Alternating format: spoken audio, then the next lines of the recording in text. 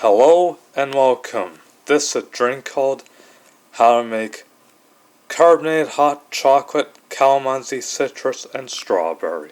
First thing you gotta do is open up this hot chocolate mix and you put 2 teaspoons into this mug. Then after that you add in the water, and then last but not least you open up this Calamansi Citrus and Strawberry sparkling water and you fill it halfway into this mug. Just gotta take the foam out first, or the bubbles,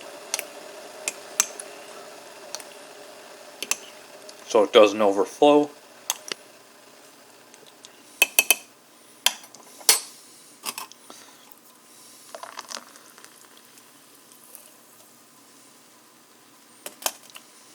And there you go, folks.